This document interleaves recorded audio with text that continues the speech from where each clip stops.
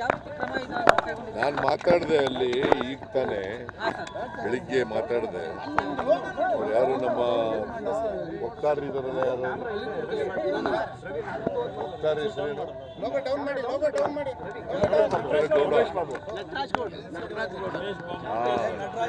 ನಟರಾಜ್ ಗೌಡನ ಜೊತೆ ಮಾತಾಡಿದೆ. ಅದು ಬಂದಾಗ್ಬಿಟ್ಟಿದೆ ಏರ್ಪೋರ್ಟ್. ನಾಳೆ ನಾಳಿದ್ರಲ್ಲಿ ಬಂದು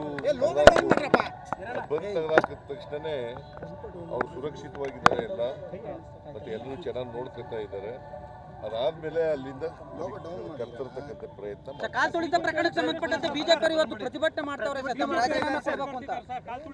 ಇದಕ್ಕೆ ನೀವು ಕೇಳಿದ್ರ ಪ್ರತಿಭಟನೆ ಕುಂಭಮೇಳದಲ್ಲಿ ಯೋಜನೆ ಸತ್ರ ಮೊನ್ನೆ ಸತ್ರ ಅಲ್ಲ 242 ಜನ, ಅದಕ್ಕೆ ಯಾಕೆ ರಾಜೀನಾಮೆ ಕೊಡಬೇಕು?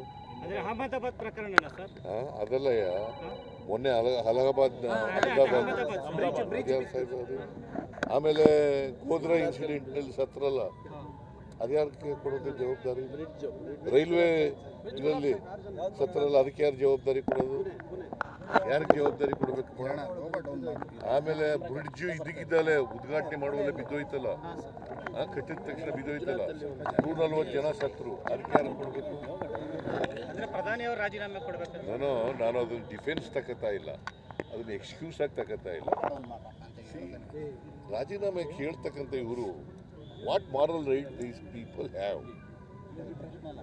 ಈಗ ಕಾಲ್ ತುಳಿತದಲ್ಲಿ ಸತ್ತದ್ದಲ್ವಾ ಕುಂಭಮೇಳದಲ್ಲಿ, ಆಗ ಆದಿತ್ಯನಾಥ್ ರಾಜೀನಾಮೆ ಕೊಟ್ರ ಅಥವಾ ಇವ್ರೇನಾದ್ರು ಕೇಳಿದ್ರ? ಇವ್ರು ಕೇಳಿದ್ರೇನ್ರಿ? ಮತ್ತೆ ಈಗೇನು ಇದಕ್ಕಿದೆಲ್ಲ ಏನು ರಾಜಕೀಯಕ್ಕೋಸ್ಕರ ಮಾಡ್ತಾ ಇದ್ದಾರೆ.